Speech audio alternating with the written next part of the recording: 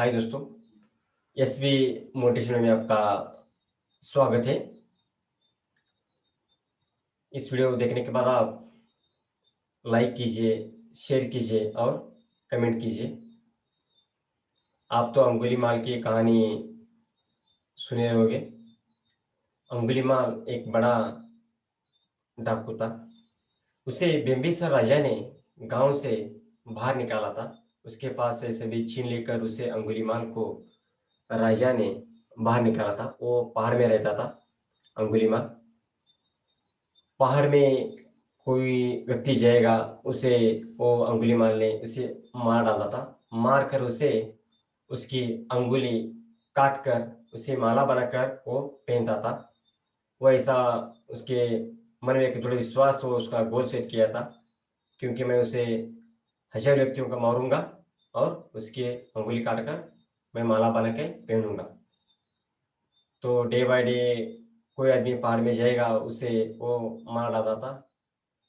और गांव के व्यक्तियों को मालूम पड़ चुका तो अंगुलीमाल सभी को आदमियों को व्यक्तियों को मार रहा है, इसलिए वो पहाड़ के जाने का पूरे रास्ता गांव के लोगों ने बंद कर दिया।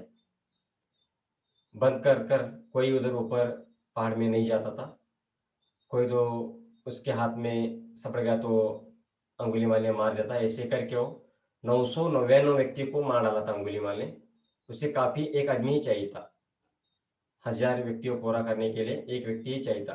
999 अंगुली की माला बनाकर वो पहनता था अंगुलीमाल। इसलिए उसकी, मैं तो बुक में पढ़ा रहा हूँ, उसकी माँ तो उसे मिलने जाती थी, लेकिन वो भी उधर जाने का बंद कर दिया, क्योंकि उसे एक आदमी चाहिए था उसका ख्वाहिश पूरा करने के लिए, 1000 व्यक्ति को पूरा करने के लिए। इसलिए उसकी माँ भी उससे मिलने जाने की बंद की। बिम्बिसार राजा भी उधर ऊपर पहाड़ में जाने के लिए वो पूरी तरह से कांपता था। तो ऐसा वो बड़ा अंगुलीमाल डाकू था। और एक दिन महात्मा गुरुवर्य बुद्ध ने पहाड़ में जाने का एक निर्धार लिया।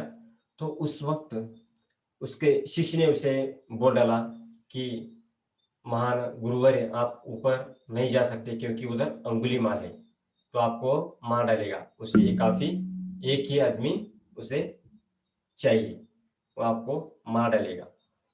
इसलिए बुद्ध ने एक निर्णय लिया, तुम बोल रहे हो, अच्छा सा ही बोल रहे, तुम नहीं बोलते तो मैं उधर जाने का निर्धार नहीं ले पाता। अब तुम बोल रहे तो मैं उधर जाऊंगा ही। ऐसा निर्धार लेके महात्मा बुद्ध ने पहाड़ में जा चुके। उसके जाते समय उसका आचार विचार सभी ही बदल रहे थे। तो उधर से अंगुलीमाल ने देखकर, सन्यासी आ रहा है तो मेरी ख्वाहिश पूरा होगी, अब मैं उसे मारूंगा, ऐसे अंगुलीमाल के मन में विश्वास पैदा हो गया। और जाकर उधर खड़ा चुके महात्मा बुद्ध ने, अंगुलीमाल बोला मैं तुमको मारूंगा। तो महात्मा बुद्ध ने उसे बोला, मैं भी क्षत्रिय, तू भी क्षत्रिय, कौन किसे मारता है देख लेना करके ऐसा बोला। तो आके सामने ही खड़ा चौका अंगुलीमाल, हाथ में उसका एक खड्ग था बड़ा, लेके हथियार लेके हाथ में बुद्ध के सामने आके वो खड़े रहे। उस वक्त बुद्ध ने उसे बोला, तू मुझे मारेगा ये तो बराबर है, तो एक मेरी ख्वाहिश पूरा करना, ऐसा बुद्ध ने उसे बोला। तो अंगुलीमाल ने बोला, क्या है बोलो, मैं पूरी करूंगा। उसके हाथ में से एक खड्ग लेकर एक झाड़ की काटना, उसे तोड़ने बोले, झाड़ की एक तोड़ने बोले उसे, एक झाड़ की एक काटी तोड़ने के लिए बोले। तो अंगुलीमाल ने हाथ के खड्ग में से लेके उसे तोड़ डाला।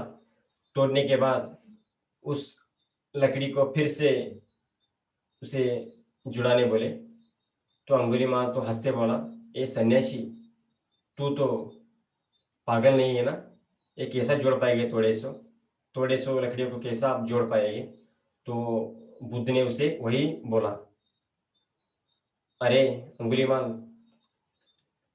तोड़ने का तो बहुत ही आसान है, तोड़ने का तो बहुत आसान है, लेकिन जोड़ने का बहुत ही मुश्किल है। ऐसा उसे बोलकर अंगुलीमाल की आंखों में पानी भरकर आंसू गिरने लगे। अंगुलीमाल ने उसे उसकी अंगुली, मान लो क्या पहनी थी, वो काट कर बुद्ध के शरणों में पाँव में डाला और उसे शरण आ गया, तो बुद्ध मुस्कुराए।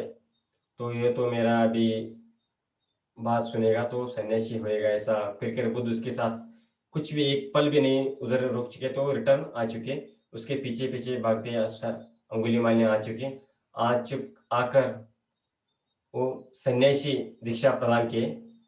तो आपके उसका विचार बदल लेना चाहिए, किसी का भी विचार बदले तो उसका जिंदगी पूरा बदल जाएगा, उस सही उसे रास्ते पर लाना चाहिए, उसका विचार बदलो पूरी उसकी जिंदगी बदल दे।